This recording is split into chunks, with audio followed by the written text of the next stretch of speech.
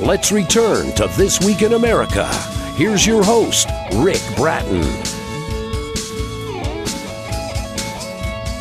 Welcome back, everybody. Coast to Coast, This Week in America. In I. B. Emma by Charlotte Pritchard, a young girl is kidnapped and has no contact with the outside world. She was allowed to help her father selling brooms. One encounter, she meets a woman who sits and talks with her. And ever since that meeting, she starts having nightmares about the little girl that was taken from the lady she just met. One day her mother has a slip of the tongue that makes Clara start questioning whether she is the young girl the lady is searching for. She makes it her quest to find out the truth. Charlotte Pritchard was born and raised in South Dakota, lives in a small town with her husband. She remembers writing poems and short stories when she was in school. She loves to travel, enjoys reading, knitting, sewing, drawing, and genealogy. And Charlotte Pritchard, author of I. B. Emma, is our guest on This Week in America. Hi, Charlotte. Welcome to the program. Great to have you with us. It's nice to see you and nice to be on the air. Thank you. It's nice to have you here to talk about this book, I. B. Emma. Where did the inspiration from this book come from? I love the story. You can't put it down once you start reading the book. You want to see what happens next. Where did this idea come from? It just came out of thin air. Usually I hear of a phrase or something that starts me thinking. And there was evidently, I think that this one gentleman was talking about a kidnapping. And that just sparked my mind to start writing. And the story is so well done. I. B. Emma by Charlotte Pritchard, our guest on the program. Her website is authorcharlottepritchard.com. And you can link onto our website, pageturner.us, a great place to buy the book as well. Let's talk about family surnames that you use in the book. How did you use any of your family surnames? Any of those used? Yes, I have used them. I guess in a way I'm kind of leaving behind my heritage. Yes. So I do use surnames. Otherwise, I love making up the names, something really different. And then I'll tag that onto the character. When you're writing, do you use historical figures, events in your book? Do you use those? I do use some events that have really taken place. They are real, but I don't dwell on them. I just mention it, for the people that are talking, like in their family home or something like that. They just come up in conversation, but I don't dwell on the history of the event. Yes. Our guest on the program is Charlotte Pritchard. She is the author of the new book, I B. Emma.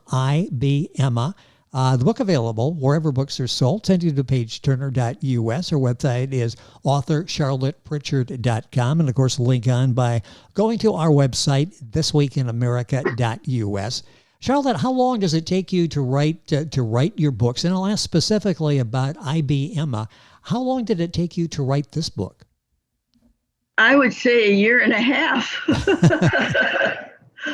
Yeah, it takes me a while because what happens, I get a scenario in my mind and all of a sudden I'll think, no, that doesn't sound right or whatever. Then I'll go over another scenario. I constantly repeat what I'm thinking to make it sound, real in the book. When you start off, do you have like an outline? Do you know where you're going to go with the story, the characters developed, or does that sort of happen once you start telling the story, sort of seeing where the characters will take the story? I usually go just by my instinct. I don't, I just write. Well, yes. And that, I think, is the best way to do that. If you have this instinctive ability to be able to write, how long have you been writing? Where did this begin for you, this fascination with writing and being able to do it so well? I started in grade school. One English class, the teacher asked us to write a poem.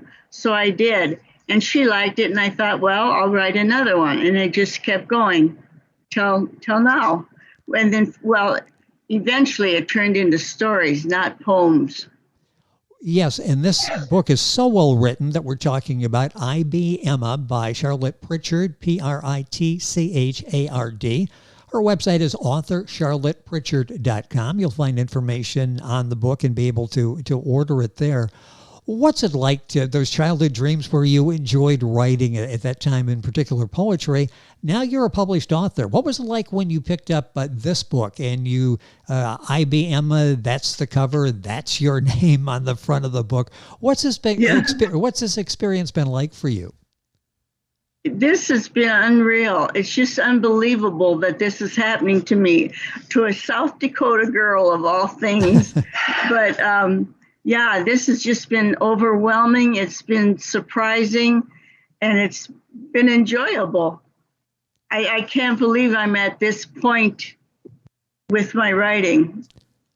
Well, it's an amazing story, what you've done and the story that you've been able to tell. And the book, again, is available wherever books are sold. I'll send you to the publisher, pageturner.us. You'll find the book information on Charlotte's website, authorcharlottepritchard.com. Who are some of your favorite authors, some of the authors you grew up reading or enjoy reading now that may influence your writing? Daphne Demir. Yes. She's my favorite. I don't have a male author that I enjoy, but I like her. Well, and that's so important to have someone like that can sort of, you enjoy reading and take inspiration from their writing. Charlotte Pritchard with us on the program. The book is a suspenseful story that will keep you on the edge of your seat. Let's talk about the writing style as you're telling this story. As I say, it's hard to put the book down at the end of the night when we should get some sleep because we want to see what's going to happen, what unfolds next. Talk about writing and writing so that you keep us guessing as readers and keep that suspense there. How challenging is that? It's hard. Sometimes I want to make a point about what is happening, so that the people that are reading it will believe that actually happened. I write and just write, and then I rewrite and rewrite again. But otherwise, I try to make it like if I were Clara or Emma, I would be like in her position, and then I would think like, what is she thinking now, or what is she going to do now, stuff like that, and then I expand it from there. Well, let's talk about that. Clara is a young girl when she sort of lives off on her own, allowed to go out with her dad as he's going through his business and meets this lady that starts things going in Clara's mind. Talk about that sort of gradual progression that Clara has to think maybe she's not Clara and maybe her parents really aren't her parents. How talk about how you evolve that in the story.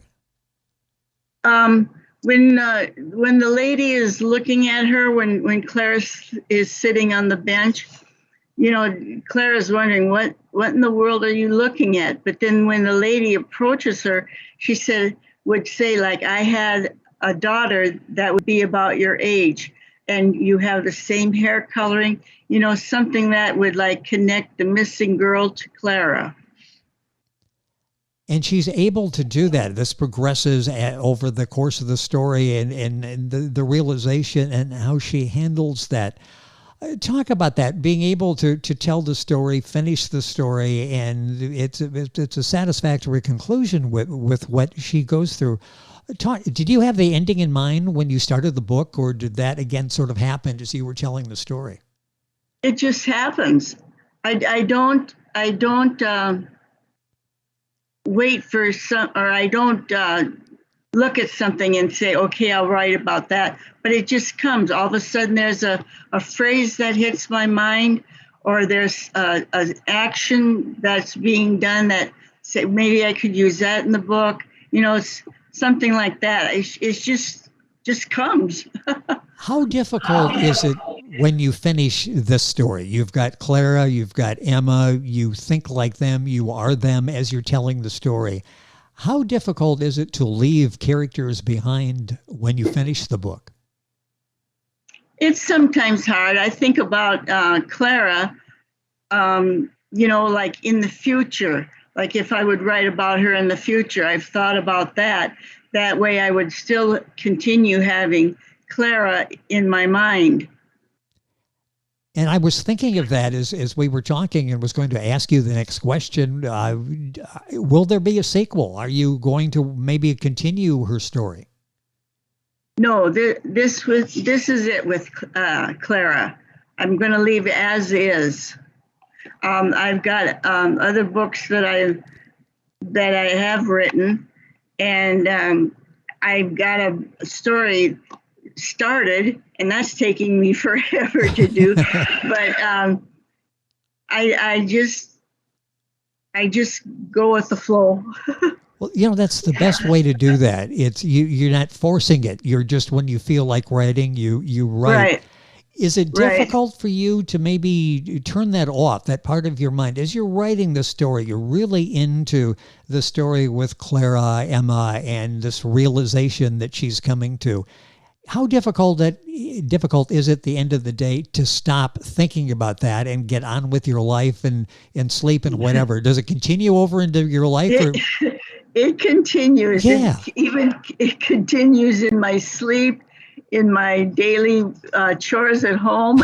I mean, it's just constant, because I want to try to make it as real and as, I guess, not really painful for Clara, but just to know that she's going to be happy.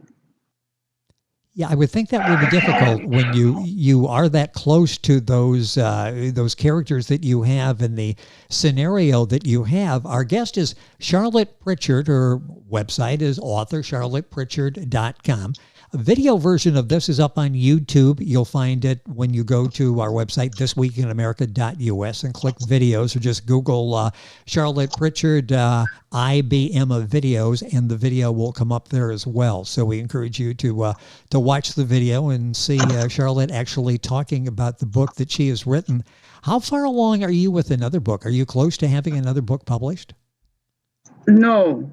I have one book that is published with Page Turner, and I do have another book there, but that hasn't been published as yet. And then the one that I'm working on now, that's going to take a while, because it's more of a family dispute with abuse, so that's kind of hard to write about. Oh, so, yes.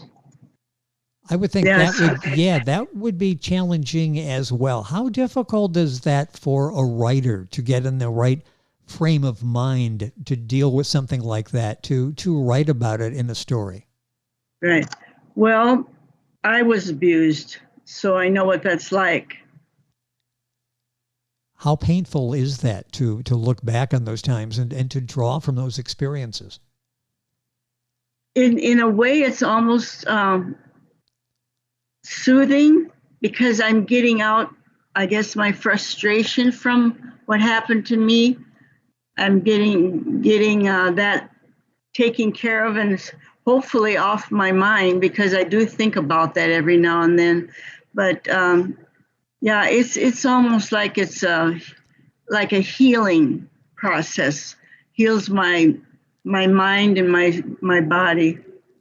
It's interesting. It's almost, like a self-healing process, self-therapy, and at the same time helping you get through issues that are still in your mind, and help other people that may be going through those now, or just went through them like you did, trying to sort that out in their mind. Is that the sort of the benefit of writing, that you can be entertaining but also help people deal with very strong emotional and social issues as well?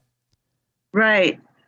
If the one that I'm working on now about the abuse, if that helps somebody, I'll be happy, because nobody needs to be in that situation. What reaction do you get, have you gotten from family and friends in your writing and the published books and the success that you're having as a writer? What kind of response are you getting from people? Oh, good job. Real good job. I'm interested. It sounds good. That type of thing. Well, it's very encouraging in reading the reviews of people that literally all around the world who have been reading and enjoying the books by Charlotte. And this in particular, I Be Emma by Charlotte Pritchard. The website is authorcharlottepritchard.com. And we've got a couple minutes here left in the program.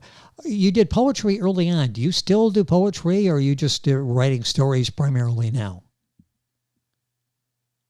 I didn't quite understand the question. Repeat it. Yeah. Are you writing any poetry now or just writing stories?